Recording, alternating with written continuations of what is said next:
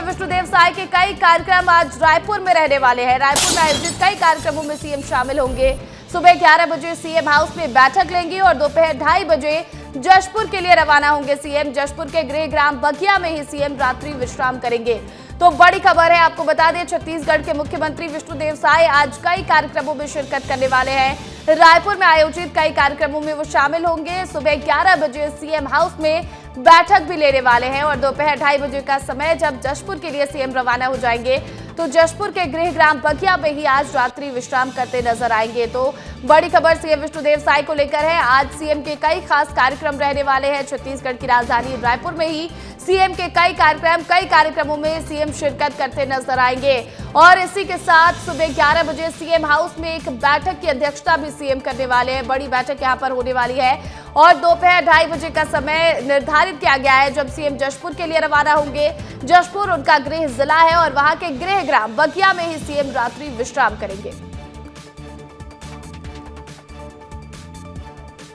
और देखिए इधर छत्तीसगढ़ में एक और वादा पूरा करेगी अब साय सरकार। कल होगा चरण पादुका योजना का शुभारंभ। सीएम विष्णुदेव साय करेंगे योजना का शुभारंभ। तेंदुपत्ता संग्राहक परिवार की महिलाओं को चरण पादुका दी जाएगी। 12,40,000 परिवार की महिलाओं को लाभ इसका सीधा मिलता दिखने वाला है।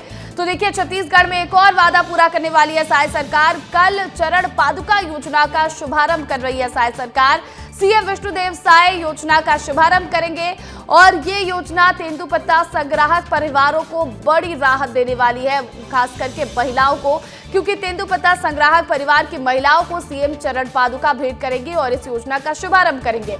12,40,000 परिवार की महिलाओं को सीधा इसका लाभ मिलने वाला है। तो देखिए छत्तीसगढ़ में साय सरकार एक और वादा पूरा करने वाली है। चरण पादुका योजना का कल से शुभारंभ करने वाली है। तो देखिए 21 जून को चरण पादुका योजना की शुरुआत हो रही है। सीएम साय जशपुर से इस योजना का आगाज करेंगे। चरण पादुका योजना पर अब कांग्रेस भी निशाना साध रही है। कमीशन का खेल बन गई है योजना, यह कहा है दीपक बैज ने। कांग्रेस सरकार ने नकद पैसा दिया था। दीपक बैज के बयान पर बीजेपी ने पलटवार किया है। योजना से आदिवासियों को फायदा होगा, ये कहा है डिप्टी सीएम अरुण साव ने। बीजेपी जो कहती है वो करती है। तो देखिए अब कल से क्योंकि चरण पादुका योजना की शुरुआत होने जा रही है, ऐसे में छत्तीसगढ़ में इस योजना को लेकर जमकर सियासत भी शुरू हो गई है। आपको बता दें कि सीएम विष्णुदेव साय अपने गृह जिला जशपुर से इस योजना का आगाज करने वाले हैं। चरण पादुका योजना पर अब कांग्रेस ने निशाना साधा है। कांग्रेस अध्यक्ष दीपक बैज का कहना है कि कमीशन का खेल बन गई है ये योजना, तो वहीं इस पर पलटवार किया है अरुण साव ने। उन्होंने कहा है कि योजना से आदिवासियों को सीधा फायदा होगा। बीजेपी जो कहती है वो करती है। आप सुन लीजिए दीपक बैज और अरुण साव क्या कुछ कह रहे हैं।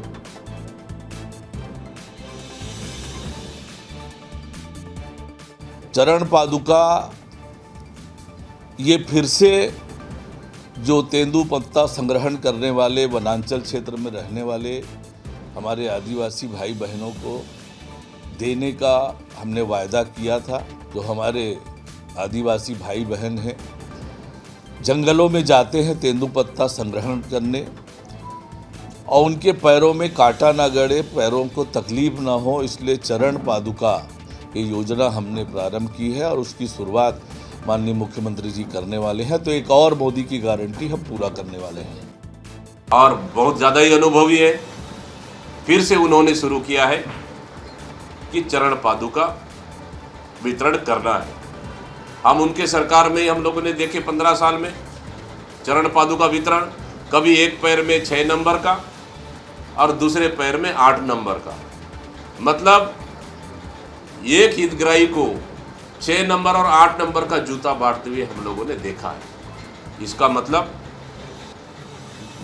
पूरी तरह से ये कमीशन खाने के लिए चरण पादुका योजना लागू फिर से कर रहे हैं मतलब। और इस खबर पर अधिक अपडेट के साथ खोमन साहू लाइव जुड़ गए हैं। खोमन, देखिए कल से चरण पादुका योजना की शुरुआत होने वाली है। इस योजना के बारे में जानकारी दीजिएगा, साथ ही ये भी बताइएगा कि किस तरह से सियासत हो रही है पूरे प्रदेश में। देखिए प्रतिज्ञा, कल मुख्यमंत्री विष्णुदेव साय जशपुर से इस योजना का शुभारंभ करेंगे। लगभग 12,40,000 परिवारों को इस योजना का लाभ मिलने वाला है। पिछले समय जब बीजेपी की डॉक्टर रमन सिंह की सरकार थी तो इस योजना का शुरुआत किया गया था, लेकिन 2018 में जब कांग्रेस की सरकार छत्तीसगढ़ में बनी तो कमीशन के बात कहकर इस योजना को बंद कर दिया गया था। बंद के साथ साथ जो हितग्राही हैं उनके सीधे खाते में राशि पहुंचाने का काम कांग्रेस पार्टी करती थी।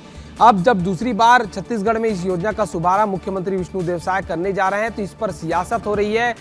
पीसीसी चीफ दीपक बैज कह रहे हैं कि कमीशन खाने के लिए इस योजना को फिर से लाया जा रहा है। दूसरी ओर उप मुख्यमंत्री अरुण साव ये कहते हुए नजर आ रहे हैं कि इस योजना से आदिवासियों को जो तेंदुपत्ता संग्राहक है उनको फायदा होने वाला है। लेकिन इसके भीतर अगर बात करूं तो बहुत सारे आदिवासी है जो वनांचल क्षेत्र में रहते हैं, तेंदुपत्ता तोड़ते हैं, उनको लगातार पैर में जो कांटे गड़ने की शिकायत लगातार आती रहती थी। यही कारण है कि छत्तीसगढ़ सरकार इस योजना को फिर से लागू करने की बात कही। अब देखने वाली बात यही होगी प्रतिज्ञा क्या इस योजना का धरातल पे किस तरीके से काम होता है। बिल्कुल बिल्कुल, देखिए ये योजना जो साय सरकार की है, अब देखना है कि धरातल पर किस तरह से इसका क्रियान्वयन होता है और ये भी देखना है कि अब इसमें और किस तरह से सियासत होती है। बहुत शुक्रिया खुमन तमाम अपडेट के लिए। और देखिए छत्तीसगढ़ में 31 मार्च 2026 को नक्सलवाद के खात्मे की डेडलाइन घोषित की गई है। डेडलाइन की तारीख जैसे जैसे करीब आ रही है, बस्तर में नक्सलवाद के खिलाफ हर दिन जंग तेज होती जा रही है। सुरक्षा बलों का मनोबल बढ़ाने के लिए केंद्रीय गृह मंत्री अमित शाह एक बार फिर छत्तीसगढ़ आएंगे और इस बार भी वे न सिर्फ नक्सल ऑपरेशन की समीक्षा करेंगे बल्कि नक्सल ऑपरेशन में शामिल जवानों से मुलाकात भी करेंगे। अमित शाह पिछले 1.5 साल में 5वीं बार दौरे पर आएंगे और इससे लेकर हमारी आप ये खास रिपोर्ट देखिए। छत्तीसगढ़ में 31 मार्च 2026 को नक्सलवाद के खात्मे की डेडलाइन घोषित की गई है। डेडलाइन की तारीख जैसे जैसे करीब आ रही है, बस्तर में नक्सलवाद के खिलाफ हर दिन जंग तेज होती दिखाई देती है। सुरक्षा बलों का मनोबल बढ़ाने केंद्रीय गृह मंत्री अमित शाह एक बार फिर छत्तीसगढ़ आ रहे हैं। इस बार भी वे न सिर्फ नक्सल ऑपरेशन की समीक्षा करेंगे बल्कि नक्सल ऑपरेशन में शामिल जवानों से मुलाकात भी करने वाले हैं। अमित शाह पिछले 1.5 साल में 5वीं बार छत्तीसगढ़ का दौरा करने वाले हैं। 28 सितंबर 2023 को रायपुर आए थे, 4-5 अप्रैल 2025 को बस्तर पहुंचे थे, 25 से 27 अगस्त 2024 रायपुर आए थे, 4 फरवरी 2025 को डोंगरगढ़ पहुंचे थे और 22-23 जून 2025 रायपुर में शाह पहुंचने वाले हैं। पिछले 1.5 साल में शाह जब जब छत्तीसगढ़ दौरे पर आए तब तब नक्सल ऑपरेशन को लेकर नई दिशा निर्देश दिए। एक तरफ शाह नक्सलियों से सरेंडर करने की अपील कर रहे हैं और फोर्स की कार्रवाई लगातार जारी है। बीते 1.5 साल से जारी है ऑपरेशन। अब तक 205 से ज्यादा मुठभेड़ हुई, 425 से अधिक नक्सली मारे गए। सुरक्षा बलों ने बसफ राजू को मार गिराया। चलपति, सुधाकर, भास्कर जैसे नक्सली ढेर कर दिए गए। 1551 नक्सली गिरफ्तार किए गए। 1428 नक्सलियों ने आत्मसमर्पण किया। केंद्रीय गृह मंत्री अमित शाह का अगला दौरा इसलिए भी बेहद खास हो जाता है क्योंकि प्रदेश में नक्सलवाद के खिलाफ जंग अब अंतिम पायदान पर है। अब नक्सलियों के मान में घुसकर हमारे सुरक्षा बल प्रहार कर रहे हैं। यही वजह है कि एक बार फिर अमित शाह का दौरा बेहद अहम माना जा रहा है।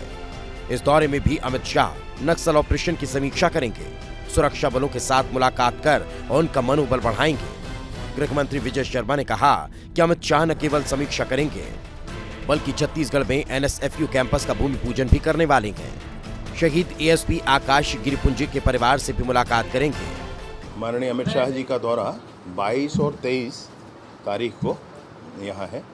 22 को उनके आने के बाद बहुत बड़ी सौगात एक जो छत्तीसगढ़ को मिली है वो NFSU के कैंपस का है, नेशनल फॉरेंसिक साइंस यूनिवर्सिटी। उसका एक कैंपस छत्तीसगढ़ में बनेगा। उसके लिए 40 एकड़ की ज़मीन राज्य की सरकार ने दिया हुआ है और नया रायपुर में, और साथ ही साथ वह उसमें हमको लगभग 350-400 करोड़ रुपया केंद्र से वहाँ पर बिल्डिंग बनाया जाएगा, पूरा इंफ्रास्ट्रक्चर डेवलप किया जाएगा, वो केंद्र की पूरी मदद से होगा। छत्तीसगढ़ पिछले 5 दशकों से नक्सलवाद से जूझ रहा है। यही वजह है कि गृह मंत्री अमित शाह का 31 मार्च 2026 तक नक्सलवाद के खात्मे का संकल्प अब जन संकल्प बन चुका है। ऐसे में न सिर्फ उनका दौरा खास होगा बल्कि नक्सलवाद के खिलाफ निर्णायक जंग को और धार देने वाला रहने वाला है। ब्यूरो रिपोर्ट, विस्तार न्यूज। और इसी बीच बड़ी खबर अंबिकापुर से मिल रही है जहां पर PM आवास योजना में लापरवाही का मामला सामने आया है। लापरवाह पंचायत सचिवों को कारण बताओ नोटिस भी जारी किया गया है। जिले में 31,000 आवास स्वीकृत हुए थे और महज 6,500 मकानों का ही निर्माण पूरा हो सका है। बतौली, सीतापुर, लुंड्रा, मैनपाट के सचिवों को नोटिस जारी किया गया है। जिला पंचायत सीईओ ने पीएम आवास की समीक्षा बैठक ली और उसके बाद पंचायत सचिवों को नोटिस जारी किया गया है। तो बड़ी खबर अंबिकापुर से मिल रही है, जहां पर पीएम आवास योजना में लापरवाही बरती गई है और इस लापरवाही का मामला अब उजागर हुआ, जिसके बाद लापरवाह पंचायत सचिवों को कारण बताओ नोटिस जारी किया गया है। क्योंकि जिले में 31,000 आवास स्वीकृत हुए थे, लेकिन महज 6,500 मकानों का ही निर्माण पूरा हो सका है। ऐसे में बतौली, सीतापुर, लुंड्रा और मैनपाट के सचिवों को नोटिस जारी किया गया है। इस खबर पर अधिक अपडेट के साथ दिलीप जायसवाल फोन कॉल पर जुड़ गए हैं। दिलीप, क्या है पूरा मामला और कारण बताओ नोटिस में क्या कुछ जवाब मांगा गया है? देखिए, जो प्रधानमंत्री आवास योजना है ये महत्वपूर्ण योजना है और सरकार की महत्वाकांक्षी स्कीम है और लगातार इसकी मॉनिटरिंग की जा रही है कि जो समयबद्ध तरीके से मकानों का जो निर्माण है वो पूरा हो सके और जो गरीबों को मकान मिल सके।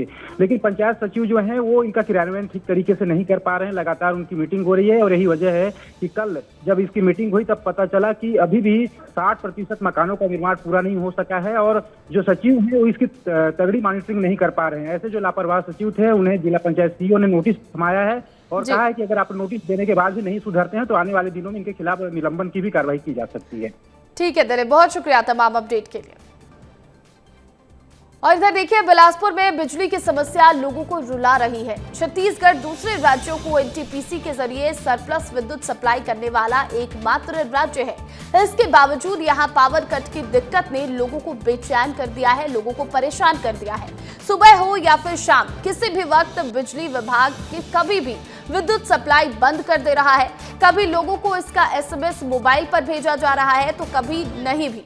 यही वजह है कि लोग इस पूरे मामले को लेकर हल्का नजर आ रहे हैं।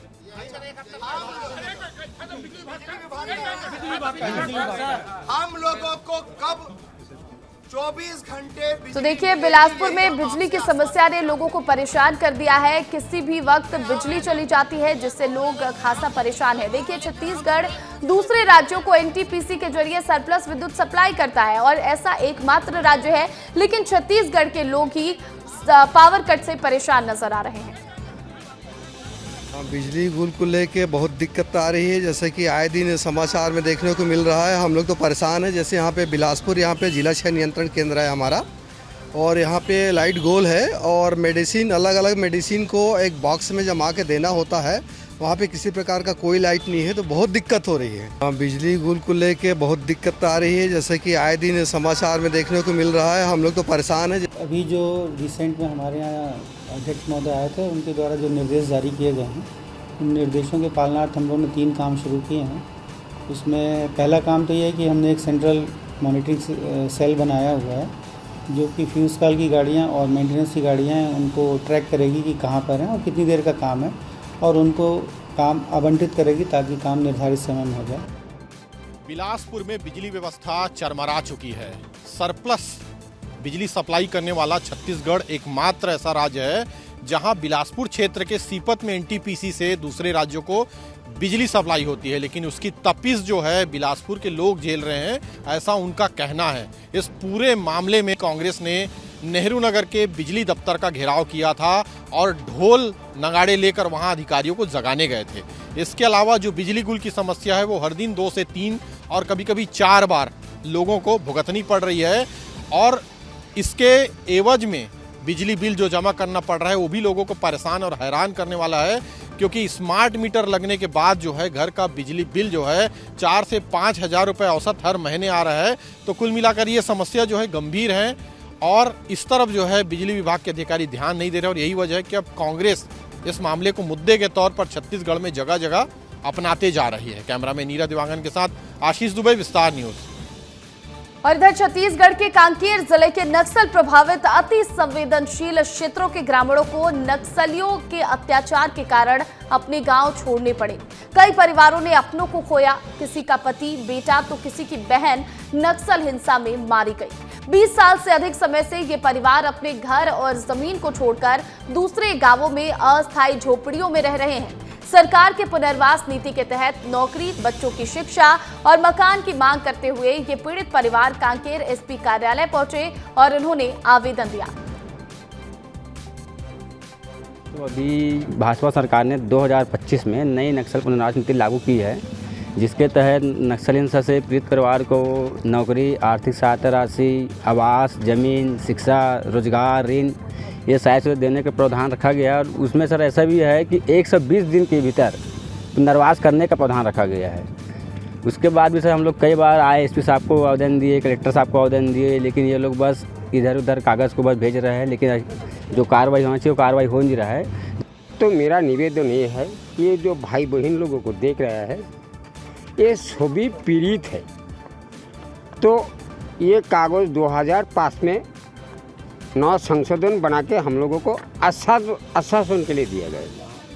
इसका आज तक कोई पीड़ित परिवार, मेरा माता भाई बहनों जितना पीछे है, किसी को कुछ नहीं मिला।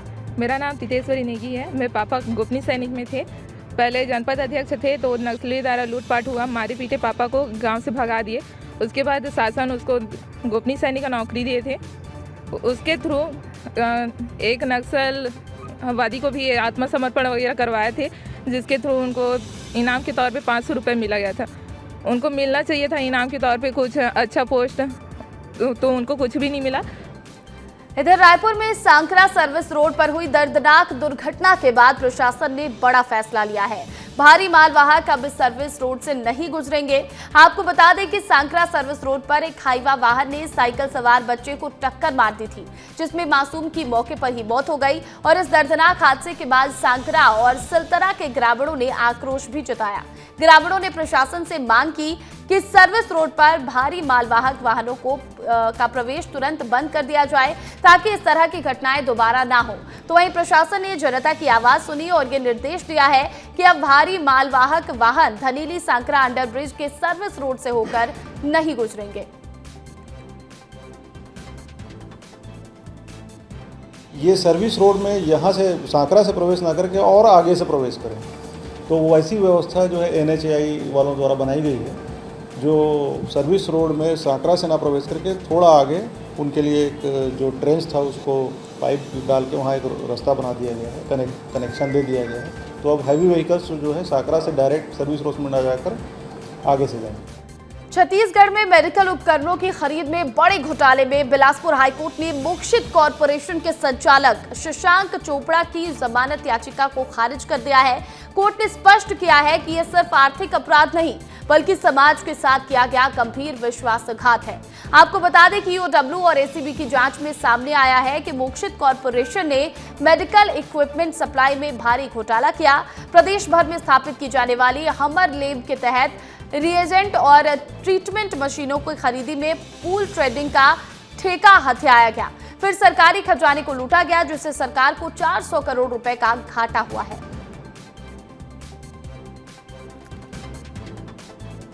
और देखिए, अक्सर सुर्खियों में रहने वाला मुंगेली नगरपालिका एक बार फिर चर्चा का विषय बना हुआ है। दरअसल मुंगेली नगरपालिका में करोड़ों के वाहन और उपकरण कबाड़ में तब्दील हो गए हैं, जिसके पीछे की वजह है रखरखाव का अभाव, कर्मचारी की कमी और जिम्मेदारों की अनदेखी।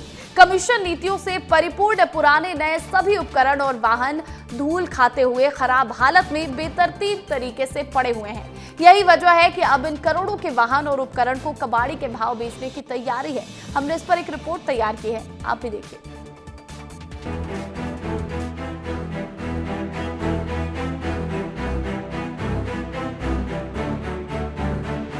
JCB, छोटी Poclain, sewer suction machine, drain cleaning machine, सफाई वाहन, कचरा वाहन, ट्रैक्टर, ट्रॉली और बेशकीमती उपकरण, नगर विकास के लिए लाए गए उपकरण और वाहन कबाड़ में तब्दील हो गए हैं।